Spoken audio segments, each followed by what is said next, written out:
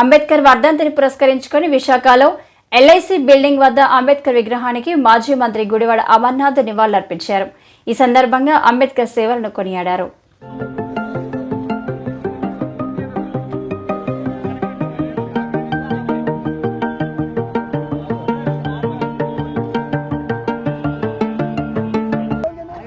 అతిపెద్ద ప్రజాస్వామ్యానికి రాజ్యాంగాన్ని రచించినటువంటి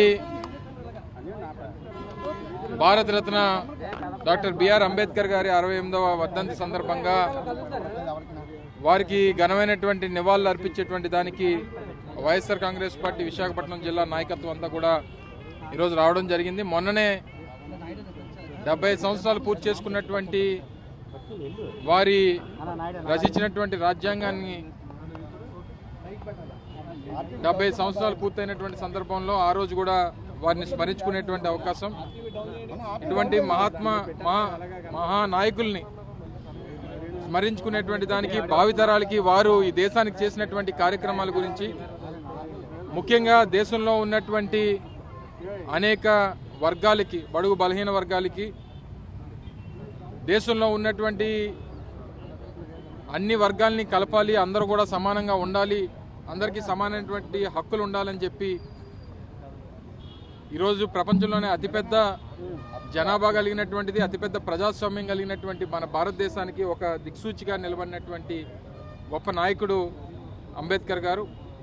మరి తప్పకుండా వారి అడుగుజాడల్లో గతంలో మేము అధికారంలో ఉన్నప్పుడు జగన్మోహన్ రెడ్డి గారు ముఖ్యమంత్రిగా వారు రచించినటువంటి రాజ్యాంగానికి అనుగుణంగా సామాన్యులకు, ముఖ్యంగా ఎస్సీ, ఎస్టీ, బీసీ, మైనారిటీ వర్గాలకు ఏ రకమైనటువంటి సముచిత స్థానం వైఎస్ఆర్ కాంగ్రెస్ పార్టీ ప్రభుత్వంలో ఇచ్చామనేటువంటిది మీ అందరికీ తెలుసు.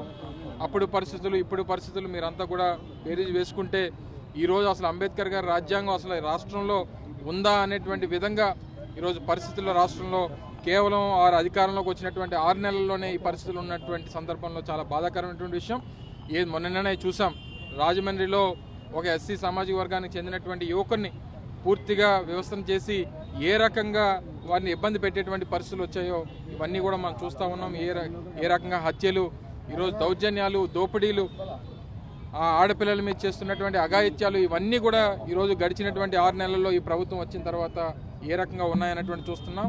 తప్పకుండా వీటన్నిటి మీద వైఎస్ఆర్ కాంగ్రెస్ పార్టీ పోరాటం చేస్తుంది. వారి ఎన్నికల్లో ఇచ్చినటువంటి హామీల మీద, ప్రజలకు పడుతున్నటువంటి ఇబ్బందుల మీద, ప్రజా సమస్యల మీద నిరంతరం వైఎస్ఆర్ కాంగ్రెస్ పార్టీ పోరాటం చేస్తూ అంబేద్కర్ గారి రాజ్యాంగం వారు చూపించినటువంటి మార్గదర్శకాలను పాటిస్తూ తప్పకుండా వైఎస్ఆర్ కాంగ్రెస్ పార్టీని ముఖ్యంగా రాష్ట్రంలో బలోపేతం చేసుకునేటువంటి దిశగా ముందుకెళ్తామని చెప్పి కూడా తెలియజేస్తాం. Thank you.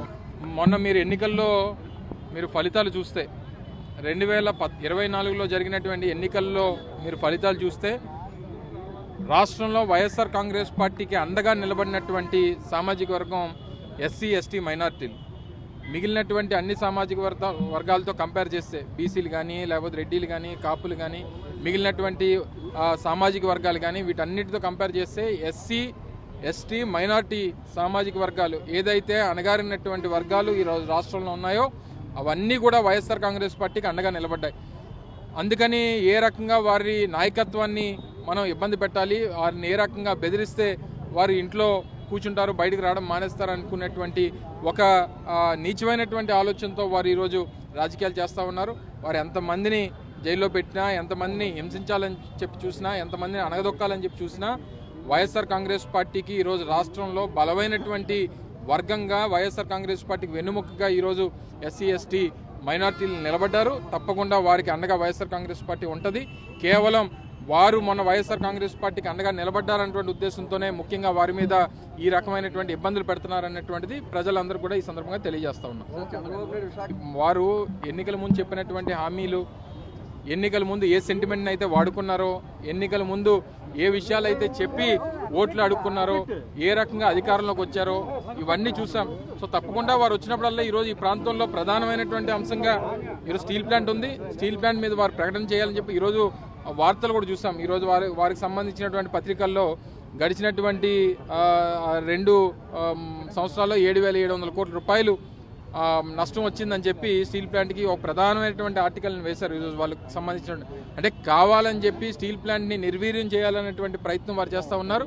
ఏది చేసినా వాళ్ళు ఎన్నికల్లో ఇచ్చినటువంటి హామీని నిలబెట్టుకోక తప్పదు. ప్రజలకి ఇచ్చినటువంటి మాట నిలబెట్టుకోకపోతే ఏ రకమైనటువంటి పరిస్థితి గతంలో వచ్చాయో ఆ పరిస్థితులు మళ్ళీ వస్తాయి. Thank you.